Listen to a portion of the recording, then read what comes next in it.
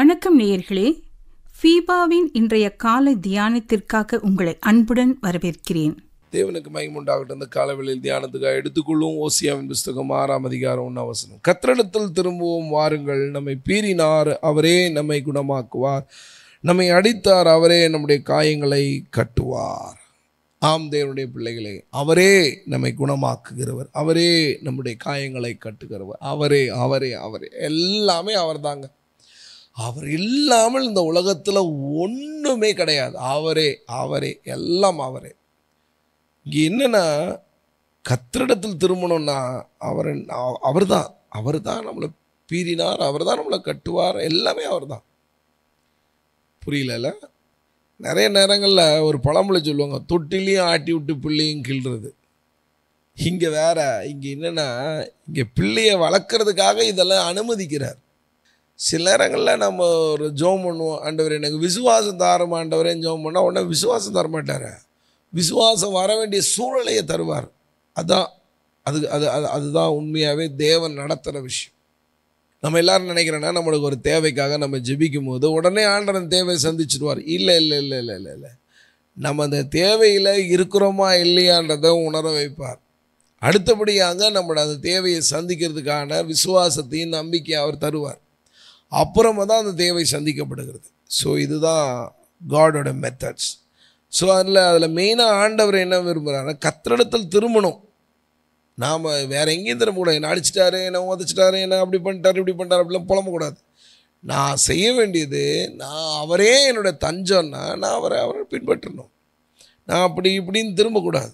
என்னுடைய பார்வை நேராக இருக்கணும், என் சரியாக இருக்கணும். அப்போ தான் என்னுடைய ட்ராக் கரெக்டாக போகும். நான் அதை விட்டுட்டு குழந்தை தன்மையாக இன்னும் நான் முதிர்ச்சி அடையாமல் வளராமல் இருப்பேன் அப்படின்னா என்னை வளர்ச்சி வரைக்கும் அவரே பார்ப்பார்.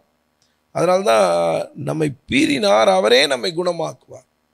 ஏன்னா நம்ம சேட்டை பண்ணிட்டோம், ஒழுங்காக இல்லை, அங்கே இங்கேன்னு வழி தவறி போயிட்டோம். இப்போ வழி தவற பிள்ளை அப்பா என்ன பண்ணுவார், அடித்து தான் திருத்துவார். ரோட்டில் கொண்டு போகிறார் அப்பா, கையை விட்டு போயிடாத மகனே, வண்டிலாம் வருது அப்படின்னா அப்போ கையை பிடிச்சிட்டு போகணும்.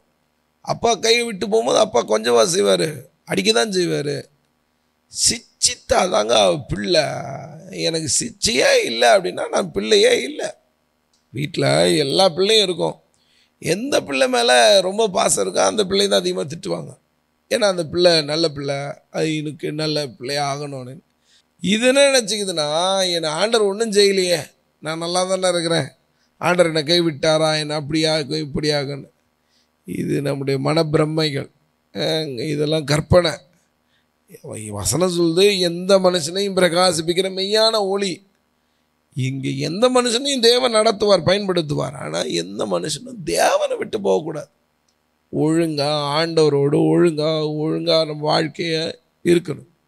அப்படி இருந்தால் தான் நாம் கர்த்தருக்குள்ளே பலப்பட முடியும், கர்த்தரோடு இணைந்து நடக்க முடியும். அதை விட்டுட்டு நான் அப்படியாக்க இப்படியாக்கன்னு போயினேன் நான் எப்படி இருக்கும், முடியாது. அதனால் இந்த வார்த்தை கேட்டுக்கொண்டிருக்க தேவனுடைய பிள்ளையே, தயவு செய்து உங்களுடைய எல்லா நிலைகளையும் சூழ்நிலைகளையும் அவரே நம்மளை குணமாக்குவார் அப்படின்னு நம்பிக்கையாக இருக்கு. சரி, சில இடங்களில் நம்முடைய காயங்கள் பெருகுகிறது. அப்போ என்ன பண்ணுறது, அவர் காயம் கட்டுவார். ஒரு காயத்துக்கு மருந்து போடும்போது பார்த்திங்கன்னா ஒவ்வொரு காயத்துக்கும் ஒவ்வொரு விதமாக இருக்குது.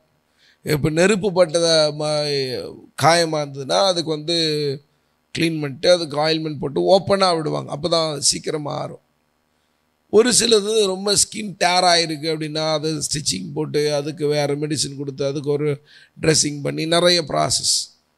ஒரு சரீர பிரகாரமான காயங்களுக்கு இவ்வளோ விஷயம்னா, நம்மளை தேவன் நடத்துகிற விதங்களில் நிறைய காயங்கள் உண்டாகுது, நிறைய வேதனை இருக்குது அப்படின்னா கொஞ்சம் பொறுமையாக இருங்க. எல்லாம் மாறும், எல்லாம் சூழ்நிலை எல்லாம் மாறும். இப்போ ஒரு வேளை எல்லாமே ஒரு நெருக்கப்பட்ட நிலைகளாக இருக்கலாம், ஆனால் எல்லாவற்றையும் தேவன் மாற்ற பண்ணுவார். ஸோ பயந்து போகாதீங்க, சோர்ந்து போகாதீங்க, நம்பிக்கையாக இருங்க. எல்லாவற்றுக்கும் மேலே வசனம் சொல்கிறபடி கர்த்தரிடத்தில் திரும்பவும் வாருங்கள், நம்ம அவர்கிட்ட திரும்பணும். நம்ம பீறினார், அவர் நிச்சயமாக நம்மளை நடத்துவார், அவரே நம்முடைய காயங்களை ஆற்றுவார். இந்த வார்த்தை கேட்குறதே என்னுடைய பிள்ளைய, உன்னுடைய காயம் எவ்வளோ பெரிதாக இருந்தாலும் உனக்காக சிலுவையில் அடிக்கப்பட்ட அந்த காயத்தை பாருங்கள்.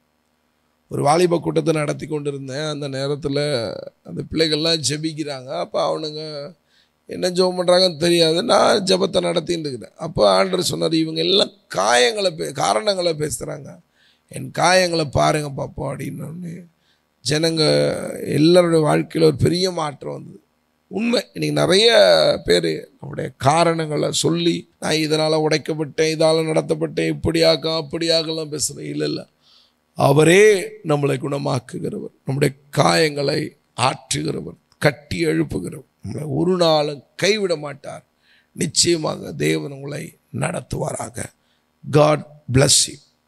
இன்றைய காலை தியானத்தில் பங்கேற்றமைக்காக நன்றி.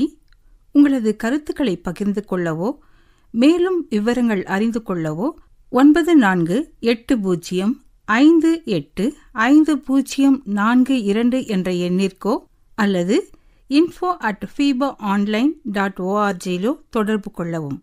தேவன் தாமே உங்களை ஆசீர்வதிப்பாராக. ஆமேன்.